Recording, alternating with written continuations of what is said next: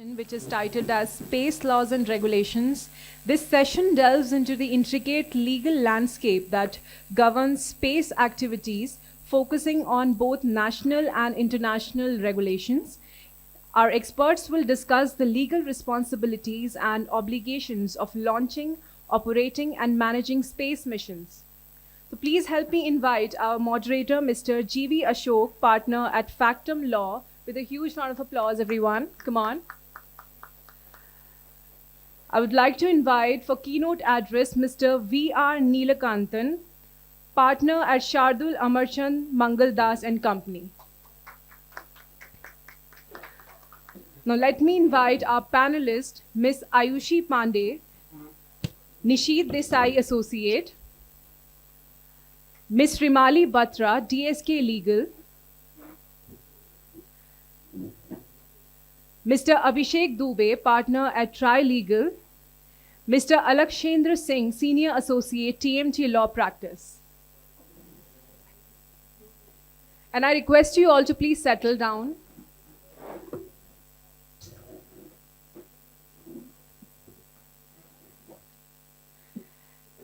Now I request our moderator, Mr. G.V. Ashok, to please lead the session for us. Thank you so much.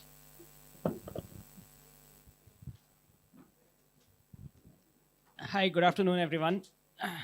I think almost always whenever we come to the topic of laws governing space activities, I think it's a conflict between businessmen who have the question of what they can do and lawyers saying what they can't do. So hopefully today we'll be able to give you a more enabling framework of what is possible with the revised regulatory regime. Before we go into the Q&A, I would first invite Mr. V.R. Neelakantan, Neel, to please go and deliver the keynote address for us. Thank you, Neel.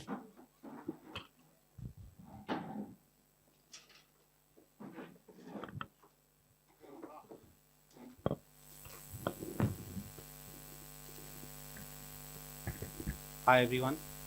Thank you for those who stayed on. And hopefully we'll make this quite interesting and therefore productive for all of you.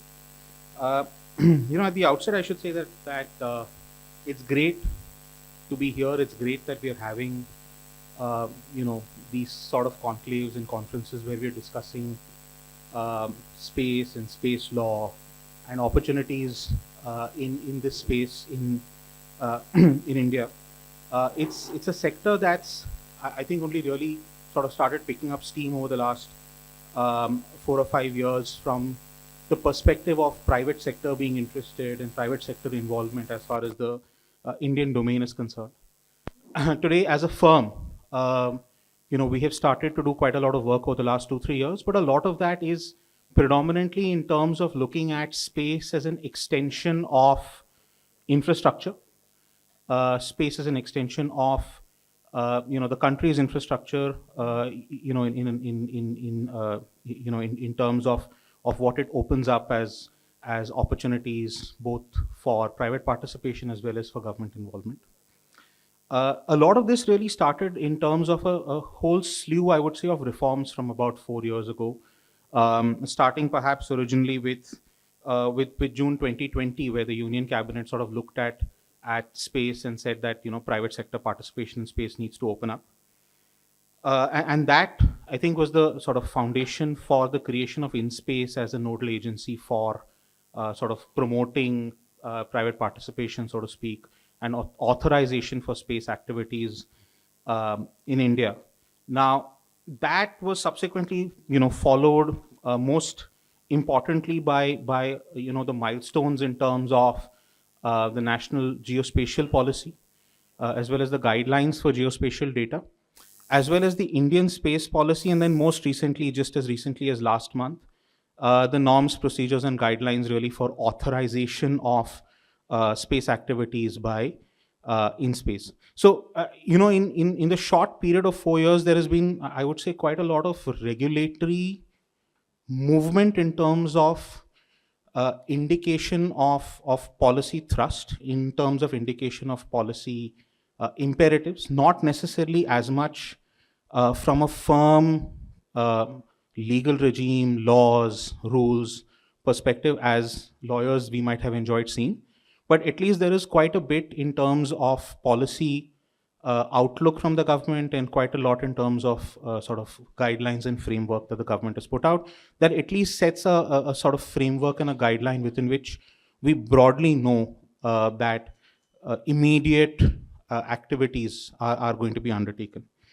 I think the most important step in all of this, which has really probably been the biggest impetus provider, has been the liberalization of the foreign direct investment regime, which happened sort of towards the end of last year, opening up under the automatic route up to various levels foreign direct investment in satellite manufacturing and operations, in component manufacturing and operations, as well as in launch vehicles and launch-related activities.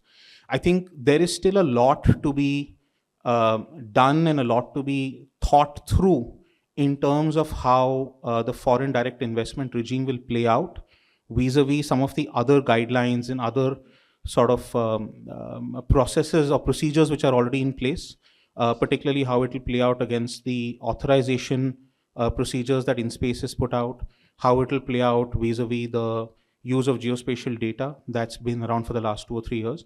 So I think a lot of that will need work, will get ironed out over time. Where we are today is, I think, at a very nascent stage in setting up a framework.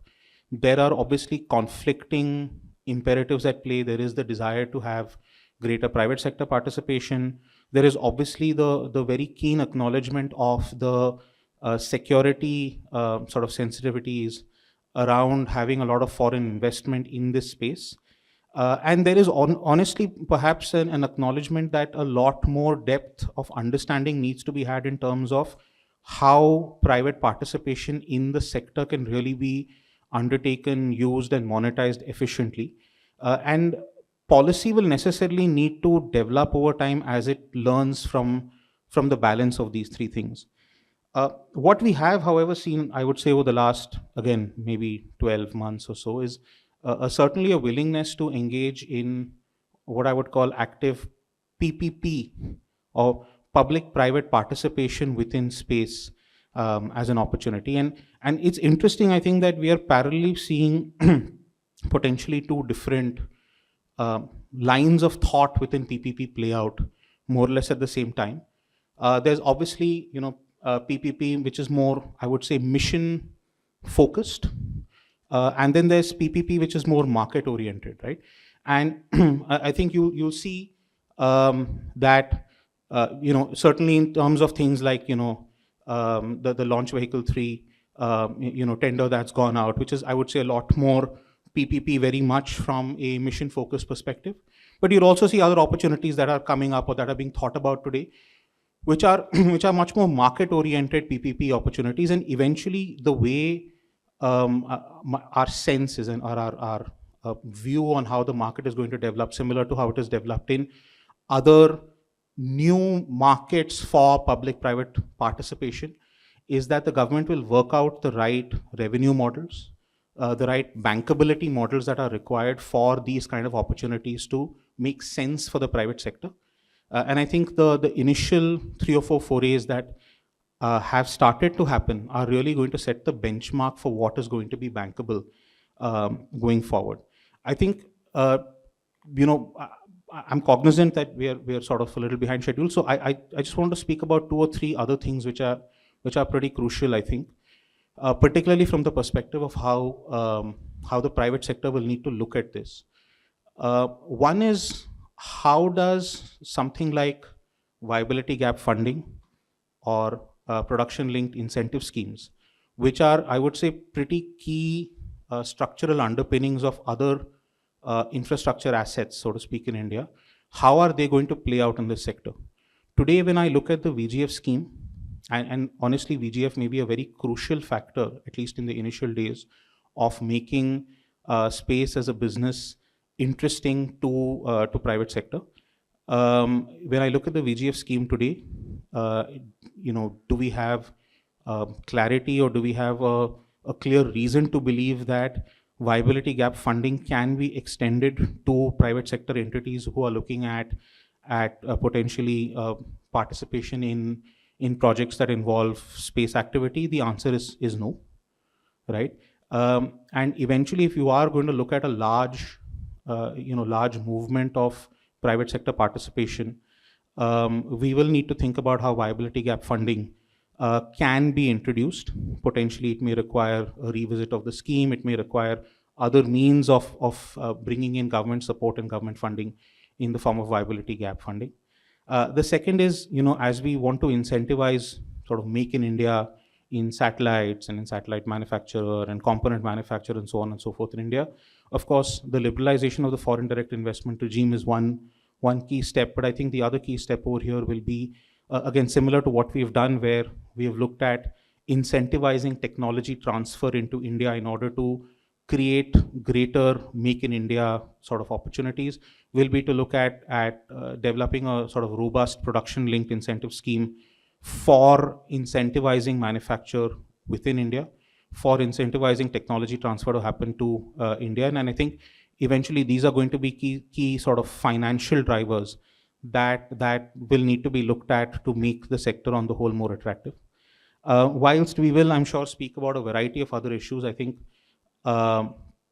looking at sort of the very immediate future, I think issues around the liability regime and how that will play out in the sector, as well as monetization in the form of data, are going to be two very key parameters or factors that will need a lot more depth of policy work, a lot more depth of comfort that needs to go to investors who are looking at a lot of investment within the space. And I think over the next 30 or 40 minutes, I'm sure the panel will discuss a lot of these, and there will be a multitude of ideas that will get thrown out. Really looking forward to a very interesting and engaging discussion on all of these points. Thanks.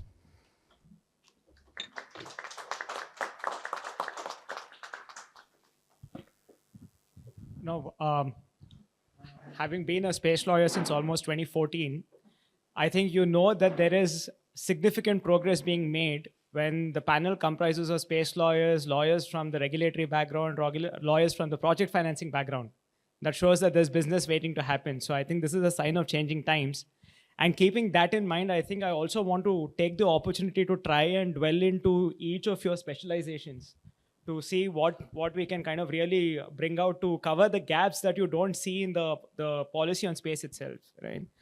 So I'll probably first start with you, Rimali.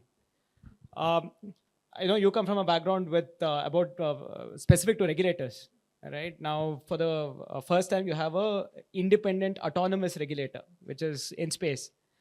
Now, typically, in my experience, a regulator is defined in a legislation, powers, functions, responsibilities very clearly laid down.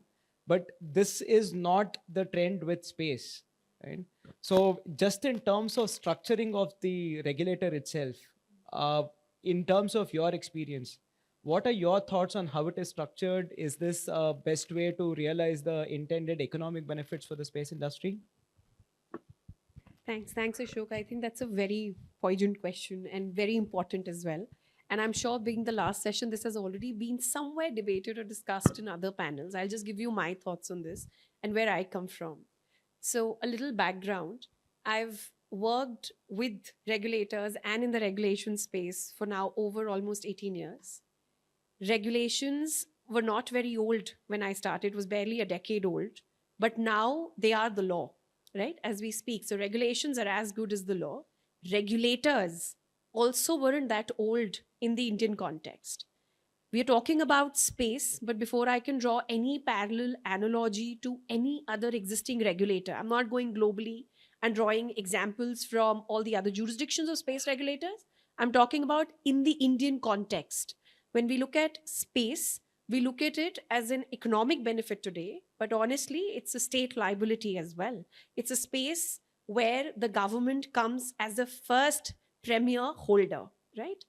Similarly, if I have to draw parallels, I probably draw it with electricity, which at a point in time was a utility contained completely by the government, or maybe oil and gas, which is a natural resource purely harnessed by the central government through central legislations. Today, we see mature regulators both in electricity and in oil and gas. Concepts such as open access, or common usage is something that can easily be deployed for space as well. But what you need is a level playing field. That level playing field can only be created with a regulator. Talking of space, since it's in the niche stages, I think we are doing a great job with having in-space housed within the Department of Space. And I have no reservations in saying that maybe it is not autonomous. But this is the best way to start, because it wouldn't be possible till we actually see examples on ground, how the liability bit plays out, how the insurance bit plays out, how the IP plays out, or how the tax plays out. Unless we've had examples, until we move on, the needle is moved, but till we move along with certain projects or with certain lighthouse projects, I don't think we'll be able to actually be mature enough to say, let's just make him completely, let's make in-space completely autonomous out of the Department of Space and let them start with authorizations. One more thought I'll just add, because you asked me a question about, regulators. And I was going through the bill, of course, last year as well when I was here. I only said, let's have a legislation. Now we have the NGP, which is not as good as a legislation, but looks like the skeleton of the legislation, right? So we are still waiting for a legislation, because a legislation will be the starting point of making it a little more autonomous, building in investor confidence, and also bringing in the regulatory certainty that you need for any particular space to grow. My reservation, however, is, and this is a very preliminary thought, we are calling it space activities and space activities authorization. But if you look at the NGP, it's not merely space activities, it's also space entities. We are not just authorizing the activity, we are also authorizing the entity. So what we're really looking at is a regulator who's not just governing the activity or supervising what can or cannot be done in space, it is also authorizing who can do it. But that was not there in the policy, because the policy merely provided 7-8 items saying activities. But now when you look at the NGP, it has a clear-cut bifurcation of two things. So when we are talking about the space activities bill, I think we should probably call it the regulators bill, because it's not just the space activities that you're going to provide in there. You're going to provide for authorization of entities also. So might was like, for example, the PNGRB, which is the Petroleum and Natural Gas Regulatory Board, is for both the activity and the entity. Similarly, maybe an act which talks about regulator establishment as in space, maybe the In-Space Act, which would have both these buckets, would probably make it more forward-looking, but we're at the right track for the time being. Thank you. Thank you for that, Rimali. So I think that brings me to the next question on the investments part of it, because there's been a lot of buzz on the FDI opening up. Abhishek, I'll come to you on that. The FDI is obviously opened up to 100% automatic government, depending upon the sector. There's obviously some nuances there. But the norms also make a lot of references to Indian management and control. So just in terms of the sentiment that it inspires in investors, do you think we have gone the full distance to realize the objective of FDI being liberalized to 100%?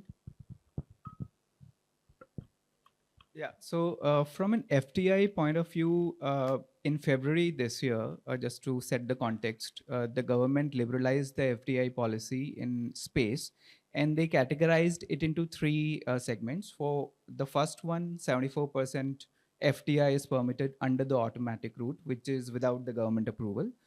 This includes satellite manufacturing and operations, then certain ground segment related space activities. The second sector is in respect of the launch vehicles and spaceports for receiving and launching launch vehicles. There, FDI up to 49% is permitted. Beyond that, it is under the government approval route. And the third segment is manufacturing of components relating to satellites, launch vehicles, etc. And that sector is 100% under the automatic route, which means that you do not have to go to the government. And like I mostly represent either companies, space startups, or funds who invest in these space startups. So they were very buoyant about this, because until now there was no clarity, and we had seen certain applications before this, which took at least a year to get approval. That the foreign investors and the company approached the government for approval, and it took about a year to get a simple approval. That was the state. So now it looks very open and buoyant. However, this is with caution because there is another layer that the NGP has added post this FDI liberalization. So, for example, if somebody is in under the 74% automatic route, operating, for example, manufacturing a satellite or satellite data, etc., their 74% FDI is permitted.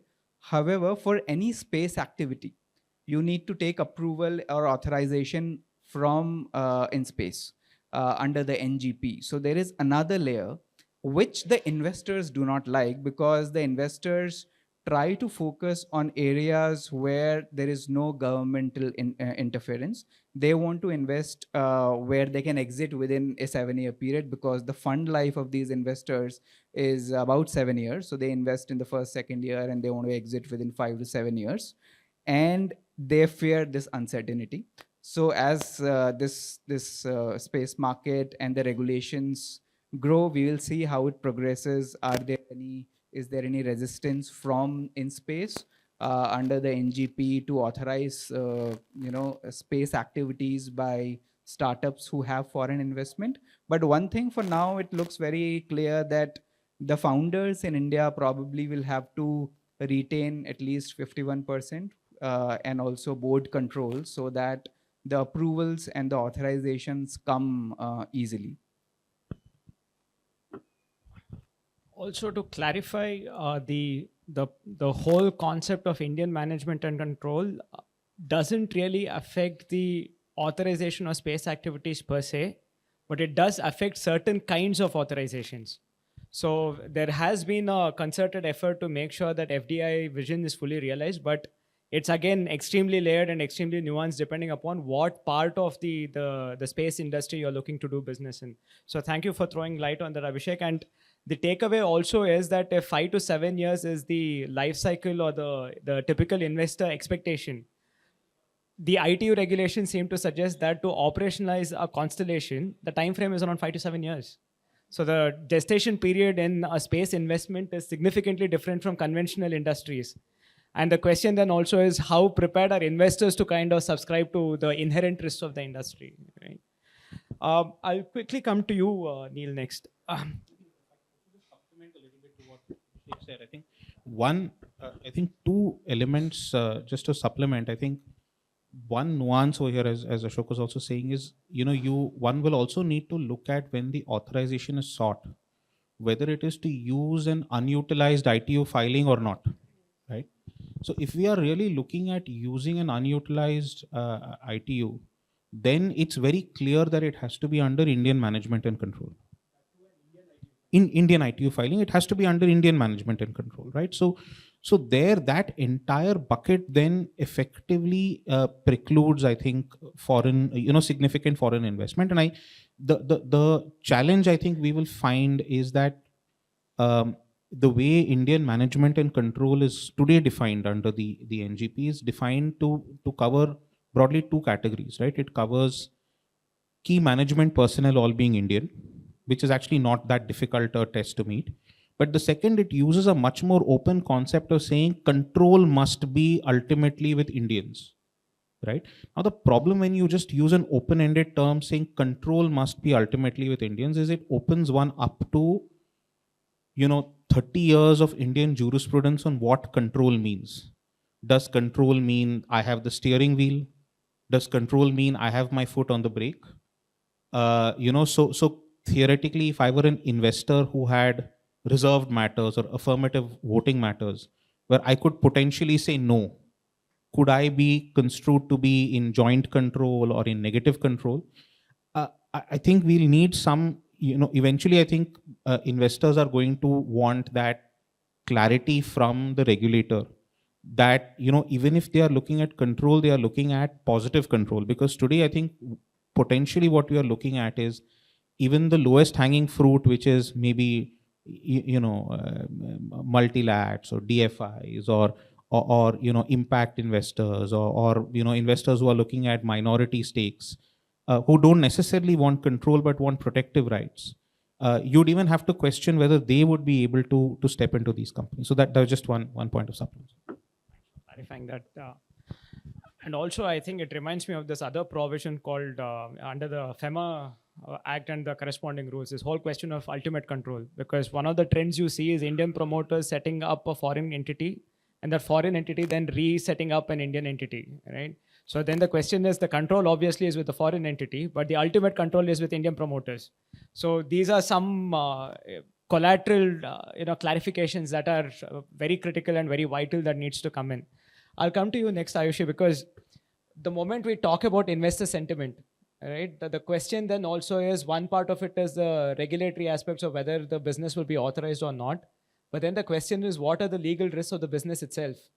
And that brings us to the question of liability and insurance. Now, currently, the NGP does make some references as to how liability is to be addressed, but it doesn't go into the many nuances that are necessary. So from the point of view of liability and insurance, what do you think are the gaps that need to be filled in the next regulatory exercise that's going to happen? So thank you. Yeah. So as much as we are excited about this new space sector and 200 startups and a lot of investment flowing into the sector, it inherently remains a very sensitive sector with a lot of liabilities under our international obligations before we come to the national legislation. The liability convention that India is a signatory of, under that convention, as a state who's launching satellites, we have enormous amount of liability, absolute liability for damages occurring on Earth or in the air, and fault-based liability in the outer space. And launching state, who's a launching state, just for everyone's context, any state who launches or procures the launching of a space object or lets its territory being utilized for launching such an object. And with so many new startups coming in the launch sector, entire privatization happening, the liability of the state gets enormously increased from previous times, especially when only ISRO was the only entity doing the same kind of activities. So in order to now cover or share the liabilities that the state has at international level to other signatories, this allocation of liability and support from the insurance side is very much needed. So yes, the NGP has tried to bring in one chapter and at least lay down very basic intention of the government from the insurance side, that in case you're a launch operator planning to do these activities, you need to have appropriate insurance policies in place. What is appropriate is not given very clearly in the policy, and it is, I think, very difficult also to lay down at this point in time when the space activities are evolving by like every month, what is happening over here.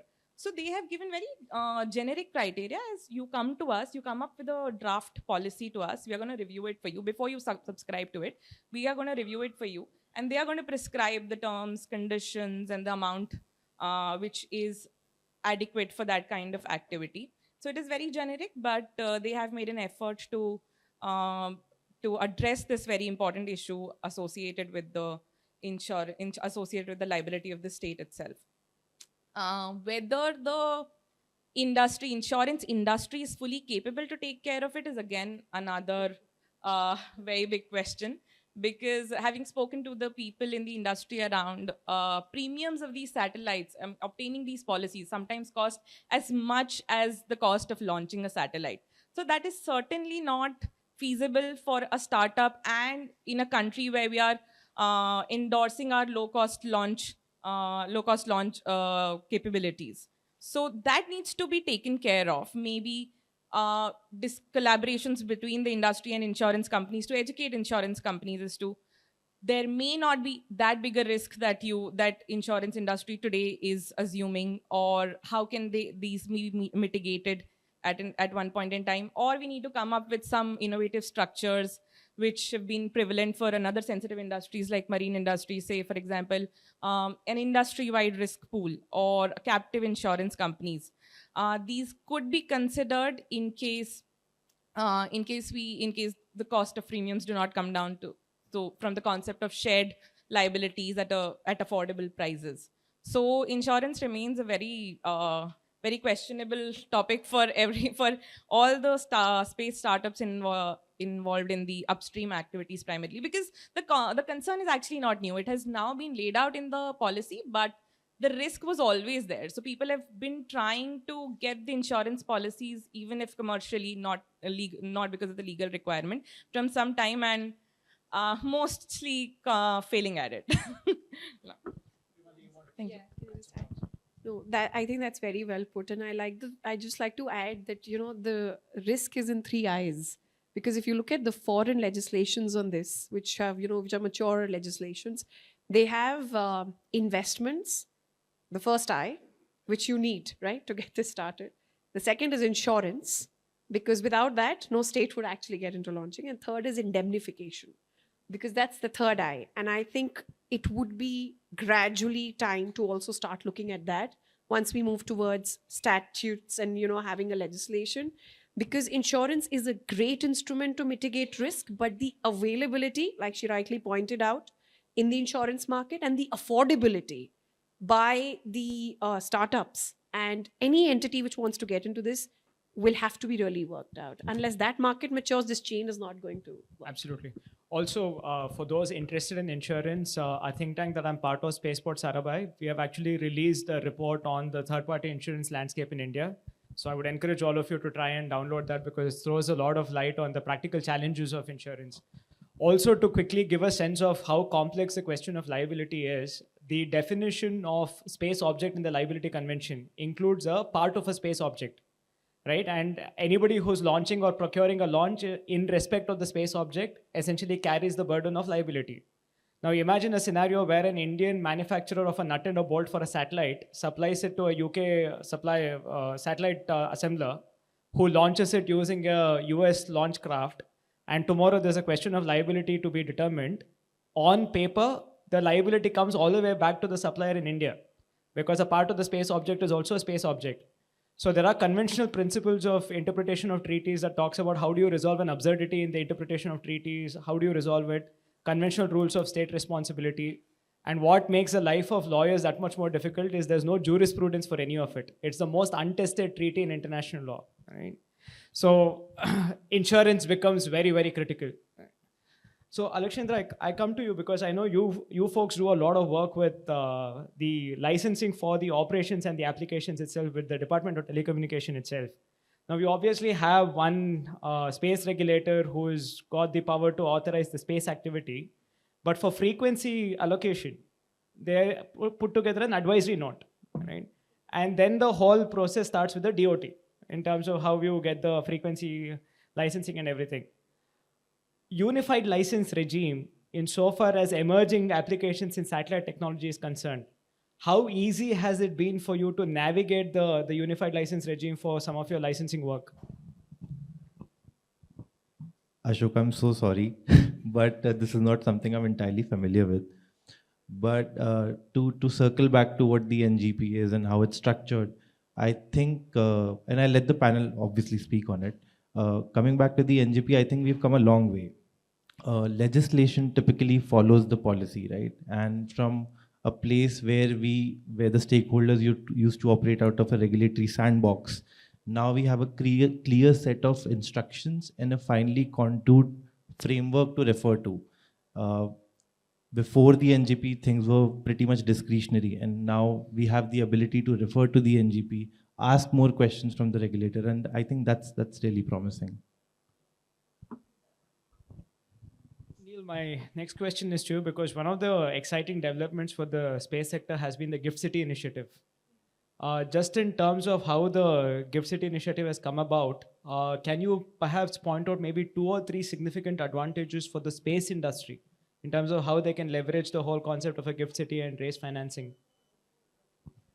It's an interesting question, because it's not just the space industry, but I think a variety of industries who are today, today we are grappling with the same question for the aviation industry.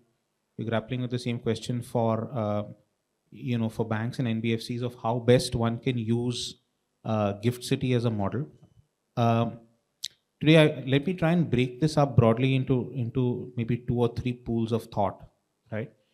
One is, and I think the first, which I think for me perhaps comes from the place of greatest familiarity, is actually project financing. Whenever you're looking at high capital projects, a large part of capital will eventually need to come from in the form of debt, in the form of financing. And that's where today Gift City is offering, a distinctive advantage, because it allows large global banks as well as Indian banks, which have pools of forex, to locate themselves in Gift City rather than locate themselves outside India. So, historically, a lot of the external commercial borrowing or the lending in India happened actually through Indian banks, but it happened through Indian banks sitting in Singapore or New York or other jurisdictions. Today, a lot of that activity is actually happening in Gift City. Now, two key advantages. One is that Gift City does offer, from a tax perspective, a significant advantage to an entity which is earning income in Gift City, in as much as it's outside the domestic tax net of India. The second is it allows significant hedging benefit, in that entities which are sitting in Gift City and are able to hold money in the form of foreign currency in India, right? And therefore, borrowing and lending which is happening in foreign currency doesn't automatically get subject to the hedging risks that occur. So I think eventually models are already getting very quickly sort of applied in the sectors where financing is happening aggressively. So today, a lot of aggressive financing is happening on aviation, on aircrafts, on engines, on things like that from Gift City. I think those learnings and those models are going to automatically apply themselves to other asset finance kind of model. So I think that, to me, today is the big advantage. I think eventually we will also need to consider over time whether there could be a universe of asset owning entities sitting in Gift City, where asset ownership and is in Gift, and then the asset utilization is happening outside Gift, so that revenues that are earned from the asset itself become monetized or revenue generating from a tax perspective in an entirely different manner. I think today we are too early, maybe in this space, to be able to really think through how that would play out. But I think certainly in other asset-based models, that exercise has already started happening, where revenue streams are actually going into Gift City rather than elsewhere. Whether it will be Gift City or whether it will be one of the other IFSCs, time will tell. But hopefully Gift City will be able to compete with some of them. Thank you so much. Abhishek, I come to you next, because from an investor sentiment point of view, one of the concerns that came through from the NGP is a lack of an upper cap on liability. Right? So just in terms of having to speak to a foreign investment fund to say, come and invest in the space sector, knowing fully well that there's no upper limit on liability. How do you think this kind of plays out in the context of realizing the FDI and incentives that are being rolled out? Yeah, so that's a very important question that we keep getting asked by the investors, because right now, and because the activity is such that if there is any liability that falls upon an Indian entity and they have to indemnify the Indian government, we are looking at an insolvency event, right? So there is no exit for the investors. They have to write off all their investments, etc. So now we have to draw parallels from similar industries. How has the government dealt with these scenarios? And one that comes up and has been written about is the Nuclear Liability Act, where there is an upper cap on the liability that the domestic entity has to face. And then anything beyond that is what the government shares or the government bears. So we have to look at something like that, where there is a backing by the government, where the government says that, okay, this is the upper cap on liability, and the remaining liability will fall upon the government, because without it, the investor sentiment will be a little uncertain, in the sense that this question will keep coming in every investment that we do without any answer. And if you look at other jurisdictions, they have also adopted such a scenario, and therefore we will also have to come up with some liability cap for our Indian entities, because otherwise they are looking at wiping off of capital and insolvency event. Also, to put some context, with an upper cap on liability in the nuclear liability bill, the amount of investments in that sector and the amount of capacity generation from nuclear power, abysmal growth, right? So with an upper cap on liability. Rimali, I again come back to the in-space as the regulator, right? Now, one of the things that I've been hearing a lot, especially from outsiders reading the policy, is that the NGP is 147 pages long, right? So just in terms of the whole process of the regulator being able to quickly, effectively, and expeditiously dispose of applications, is such a detailed approach to norms desirable, undesirable, especially knowing the history of India vis-a-vis these kind of administrative discretion being granted? Looks like you're giving me all the tough questions, all gray areas. Well, Only because you have such a stellar panel. no. Well, I think there's no set answer to saying whether detailed norms or having regulations will make the application process faster. It's in the contents of those which will actually define how well the scrutiny process will run. Though the tables at the end, which run from I think 1 to 32 and then 33 onwards, is specific to space activities. So your entity scrutiny, which happens as a first part of your application process, and thereafter your space activity scrutiny, which happens as a second part of your application process, both being together. The NGP says that we are going to take 48, first 48 days or something, and then it says 120 maximum. And they expect you to start preparing 6 months in advance, right? And then somewhere in the norms, they say we're not guaranteeing anything. And please don't hold us responsible if we delay this. Now, I don't know how to read that yet. The problem also additionally is that they've put in a provisional go-ahead, a provisional red, they'll give them a provisional green flag if your application is probably looking like it'll make it to the next stage, which means you start applying for all licenses, all back-end work. But then the last limb says we may still accept or reject. So I'm not sure if the provisional is also a final check box to say that, yes, you've made it. It's just the last paperwork that we're going to hand it over to you. Why I'm saying this is because similar to the other sectors like the telecom, or for example, again, going back to oil and gas again, we do have provisional certificates there. But after the provisional certificate, it is always the final one which follows, and the drafts of both have been provided. In this case, there is a draft of only the final approval which has been given, but it doesn't say what's the difference? Why would you make a provisional decision and what would change from there to the final decision, right? So those are the little bits which I feel are probably showing the fear, right? That the insecurity that right now the government has, and it's fair because it's a new space for them, that they're not certain as to what might change. That's why all the language that has been built in is to still hold the card. They still want to have the sole discretion till the last end.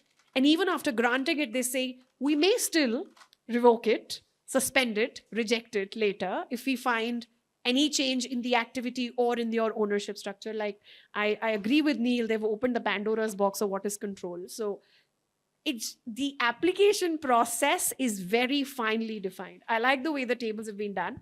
It's akin to a lot of other application processes that we have today in India. I also appreciate that they've put in the definitive words and language of what the authorization would look like and which entity is being given and what space activity. It's very finely defined.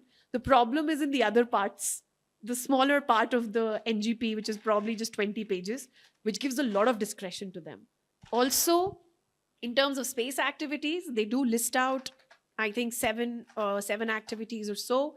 But in the end, they say more activities if notified from time to time. So I'm not sure who's notifying it, in space or the central government. So we're talking about can in space notify it. So especially if I'm a creative person, let's say, and creative, yes, but not technologically. But let's say there is a startup who comes with a creative idea of using an existing technology and an existing entity's space for them, can that activity be a new activity that they can channelize? I'm not sure, because that's not provided. So where does the application process of that fall? It looks good on paper today. Let's have experiences, and maybe I can talk better after 5 years when we have the Indian Space Congress. Thank you. Also, to quickly throw a little more context, these right to reject or accept applications with or without assigning reasons, these are called safety net clauses, and very common feature, especially in India, tender documents. Right? And frequently, their legality has been tested in court, and more often than not, the validity is upheld. And so, yes, Alaqshendra, you wanted to add? Yeah, just to chime into that, right? The NGP has also adopted this style of adding delegated rules and delegated legislation. For example, under the liability chapter, the liability norms are yet to be defined. So that it retains certain discretionary power, and I think that's going to be a challenge as well. In fact, I think my larger concern is that the NGP itself may be a form of delegated legislation without the foundational powers. Correct. We'll get to the central legislation. Yes. Ayushi, you brought up a very important point about the insurance landscape and how there's a need to learn from other sectors. And just on the top of my mind, the one question that comes about is, even with a well-defined regulatory landscape for space insurance, it's still going to be expensive. So should we consider something on the lines of a Public Liability Insurance Act for space activities? And what would be the kind of industries within the space sector that you think should be made beneficiary of a social legislation of that nature? So yeah, very interesting question. And I think industry currently is also delving upon various options as to what they can suggest to the regulators, in one being what you suggested. Because obviously one person cannot take care of all this liability, and investors will run away if that kind of liability is going to be attached to one entity. So yes, some sort of group sharing liability mechanism needs to come up, and we need to list down what all is available on the table and what are pros and cons of each method that can be adopted in that scenario. I believe, the most risky part is the launch operators in the business. The maximum liability under the legislation can come on to them. So we can probably think of an industry-wide risk pool, or of course, industry-wide risk pool or captive insurance companies to bring down at least the cost of the insurance. And even if that maximum cap cannot contain the kind of damage that is potential, that has the potential of causing damages to for the state, then probably yes, we need to look for some support from state in terms of sharing the liability, or from the larger public for that matter, because even the benefits that the space activities hold is being derived by everyone. So I think the industry and the stakeholders need to sit down together and come down with these possible list of options which are affordable and actually attainable at this stage, instead of just relying on insurance policies which nobody is able to manage at this point in time. If I can just add, I think the education in the agricultural sector, because I wouldn't put obviously military in the bucket, but social, if you're talking about so any activity, I don't know if this could be possible, in the insurance space, if you could bifurcate the entire activity and the actual purpose that it draws. So if the purpose of the activity is linked to a social act like education or agriculture, I can just think of these two at the moment, maybe the insurance bifurcation could accordingly be done, and which is where I think a separate act where the government allows a social insurance being taken out for such purposes and then bifurcating it for the other revenue generating, subset. It's like derivatives, I'm just trying to think if there's a parallel that could be done, then definitely it will bring down the premium and the liability that one is foreseeing in taking up these insurance. And of course, the affordability will be better. There'll be probably availability as well, but the risks, of course, will have to be then mitigated.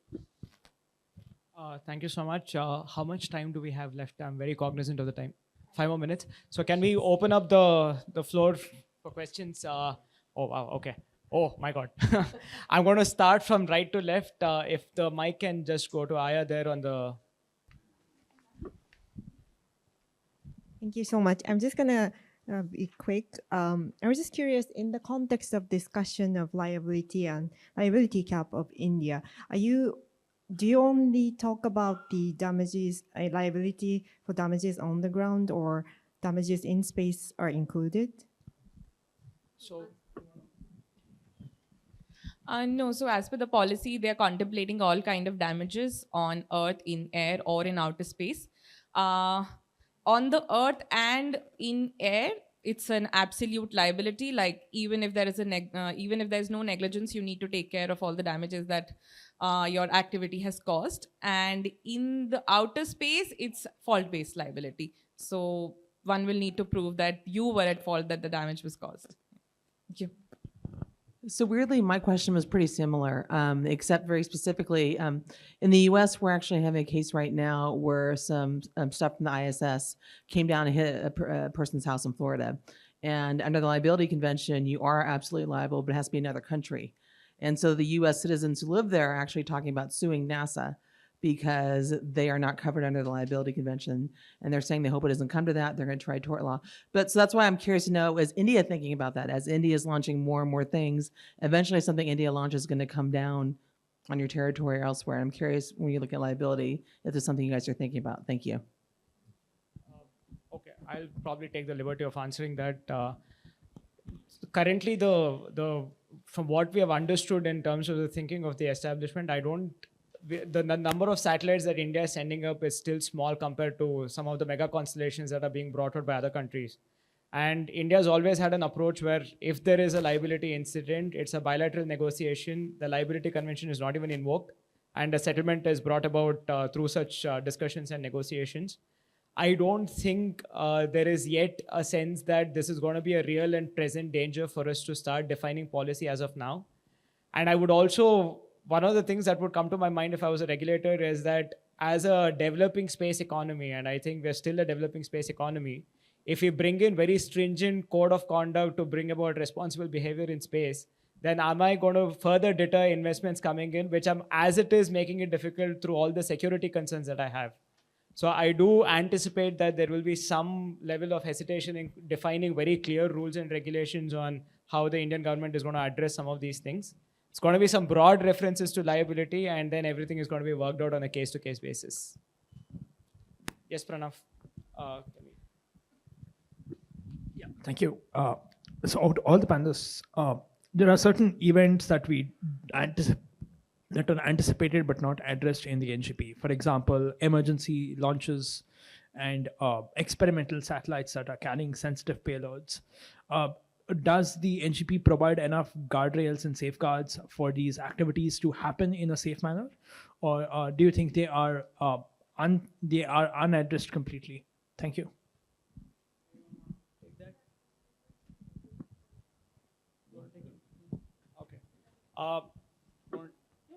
Okay. So just in terms of things that are not fully covered by the NGP, for example, one of the curious things about the NGP is that space situational awareness as a space activity and an authorization regime for it is not fully defined yet. So there are still a few sectors that are awaiting the kind of regulatory contemplation necessary. But the curious part for me is the provisions dealing with waivers and exemptions, which I think will probably accommodate, say, an experimental launch or an emergency launch. And I do think at that point of time, there is enough regulatory wisdom within InSpace and the whole ecosystem to be able to, at a very short notice, bring about the necessary kind of guardrails necessary. But at this juncture, it is still not very well defined in terms of a policy framework. And to some extent, emergency launches or experimental launches, you probably don't want to define a very rigid structure, because then the whole purpose of being able to authorize at very short notice is kind of lost. So I think it's going to be a very delicate balance, but right now I would assume that the establishment would want to leave a lot of room for discretion in the matter. Just to add, I think the NGP does have the elbow room for the activities that, these are already existing situations. Clearly, they haven't been defined per se, or neither is there a regime around it, but there is elbow room for them to include it, like he's saying, at the short notice, because they understand if this was to happen, then what is to be done. The protocols are in place. So I think they've left enough elbow room to actually include it if at all that situation arises. Yeah. Thank you. Yes. Yeah, thank you for the wonderful discussions here. One thing actually that as per liability convention, launching state is liable for anything happens, right? But here it is said that if a nut or bolt, anything is coming down, the person who, the industry which made that is liable. I don't understand that because I thought suppose even if we are making any component and if somebody is purchasing and they are making, and ultimate ownership or control is for some other country. When it has some problem, the liability will be on that launching stage and not our industries. That is what I understand. But if something is said in the different way, I just require a clarification that. Second point is for a satellite, as you said, because we are an emerging or developing the nation in space industry or whatever there. Now we are not imposing liability or insurance or whatever there.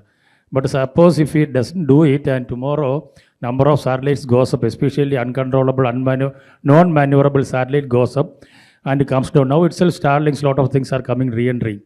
Okay, so suppose a huge number of satellites re-enters, maybe this usually go for 5 years, right? Now if after 5 years it re-enters, even try for a controlled re-entry or uncontrolled re-entry, if it has some damages on Earth, and there is again bilateral things, etc., we have to go for that purposes. But if we are not imposing now, and later if we want to impose such things, once we develop or we get enough profit or whatever revenue from that, nobody will agree for that because already a privilege is given to them. So how you will handle it?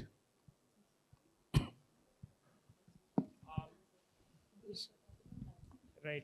So see, on the first question that you asked, which is how is the supplier of a nut and a bolt responsible? I think that itself will be a distinct panel for about a half an hour or 1 hour session because that's how complicated the treaty provisions are.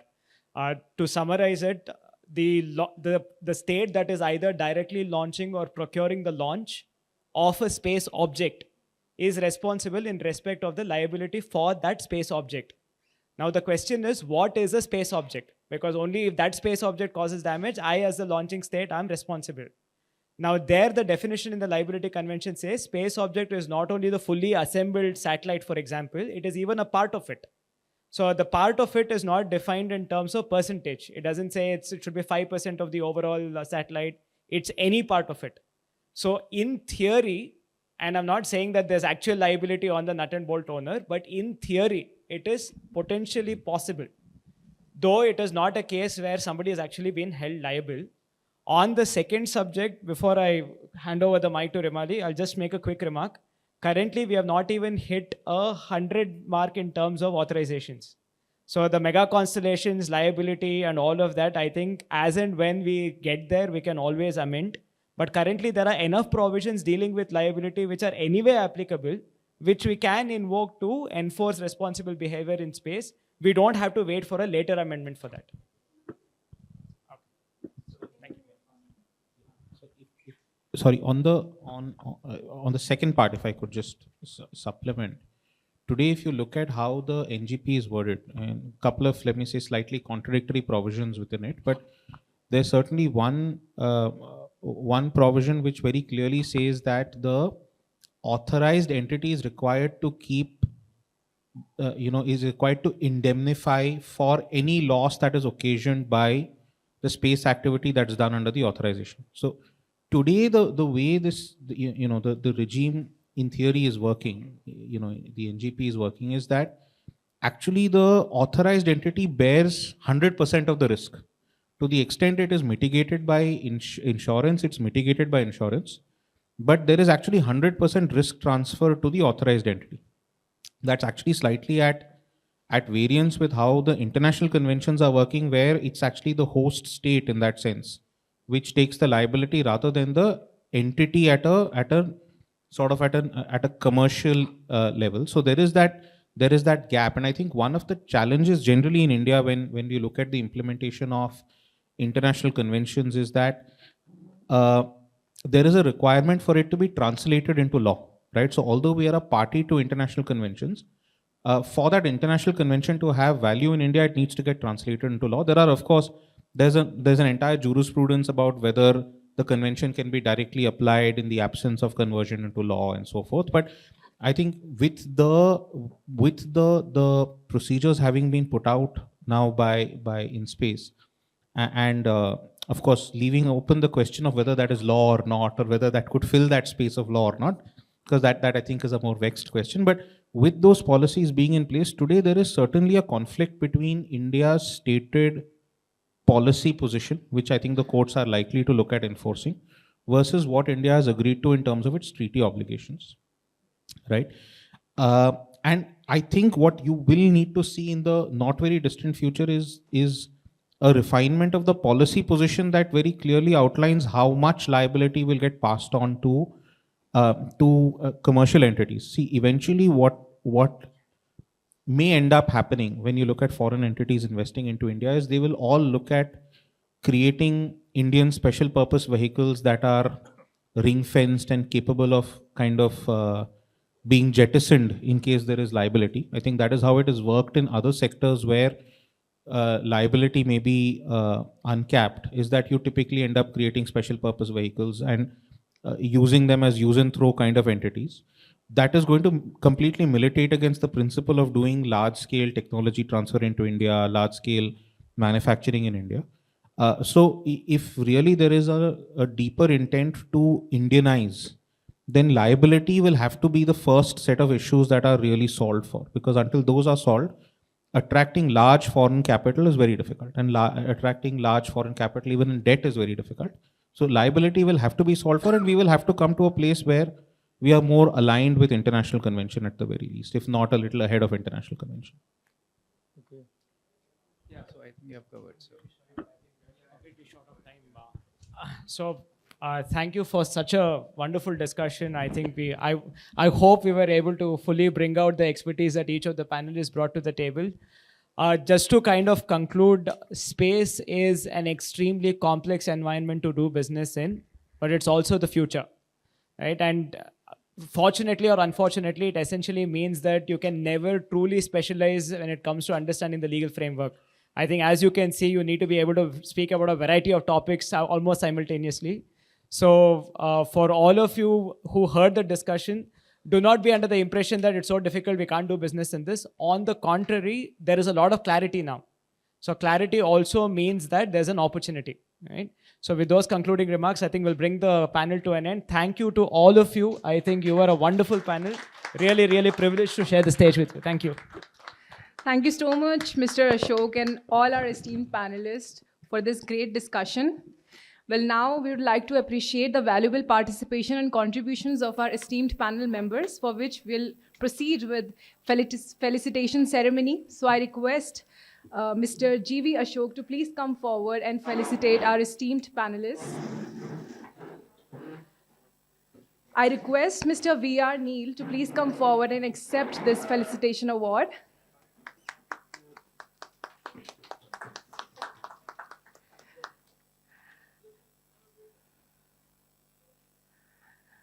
But now I request Ms. Ayushi Pandey to please come forward and accept this felicitation award.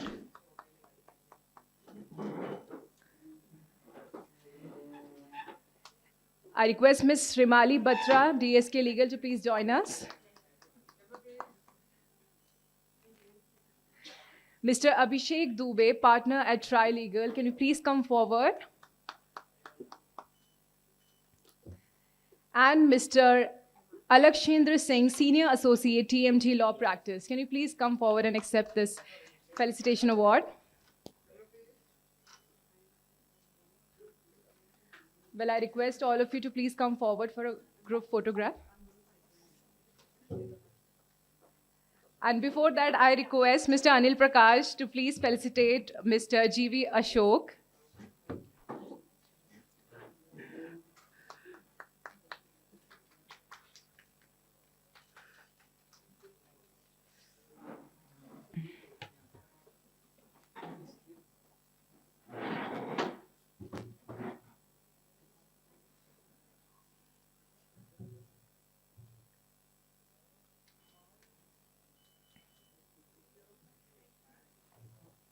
you, sir.